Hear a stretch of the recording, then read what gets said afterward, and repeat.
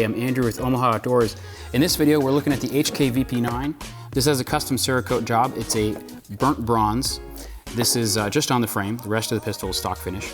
Now this review is broken up into 6 parts: accuracy, shootability, suitability, maintenance, abuse, and the nutshell. Now when it comes to accuracy, I was a little bit surprised. The VP9 SK that I reviewed was actually more accurate than this VP9. I'm not saying this was an inaccurate pistol, but from the ransom rest, the best groups I saw were about 4 inches. I was expecting a little bit better for a full-size service handgun, but that's by no means bad. Next up, shootability. When I pick up this gun, it's like I'm pulling it out of a stone and I become king of England. It just fits my hand just perfectly. The trigger is really good.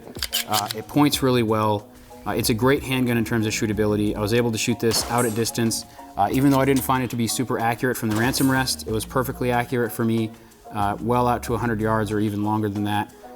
Just very easy gun to just pick up and shoot. So it's excellent in that regard. Next up would be suitability. The VP9 is to me a duty handgun first. I think that's what they were really aiming at with this pistol. They wanted something to compete with the Glock 17. Striker fired, polymer frame, affordable, but really versatile. You could also use it as a home defense gun, absolutely. For a civilian, you could use it as a carry gun.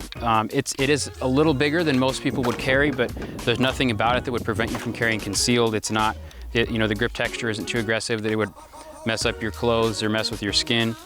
Competition, I think you'd actually be pretty well set too. Now in our maintenance section, sometimes we break the pistols down. This is a fairly standard handgun. We're not going to do that. I would talk about maintenance issues or problems that I encountered, but essentially I had no problems with this pistol. We threw it around a lot. We'll talk about that in the abuse section, but nothing broke, nothing gave me the impression that I was going to have to replace parts soon or anything like that. Abuse is where we had a couple of issues.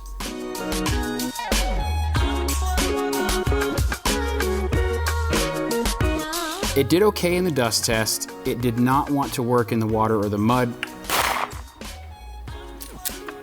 We had a few problems after we launched it from the trebuchet. I expected more from this pistol. The VP9 SK, I was willing to kind of cut it some slack. It was more of a carry gun. The VP9 I see is a full-size handgun that HK wants to market as a totally dependable handgun for all environments, and it just is not that pistol. I'm told there's going to be a VP9 Maritime version coming out soon, and perhaps it will do better in the water and the mud than the standard VP9. But for now, this is a great handgun for a lot of purposes, but if you want an everything handgun for every environment and every condition, and this brings me to our nutshell, the VP9 is not the handgun you're looking for. It's a great gun, but until it has some revisions, it's not an everything gun. And finally, the drop test that we've started doing on all pistols. HK VP9 passed, no problems.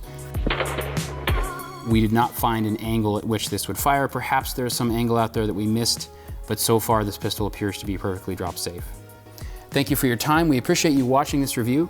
You can like us on Facebook. You can subscribe to us on YouTube. We have a lot of content coming your way, a lot more stuff like this and other cool things. Oh, one other thing I forgot to mention. This is a custom Cerakote job by Cerakote Services. It's a burnt bronze frame. Thank you for your time.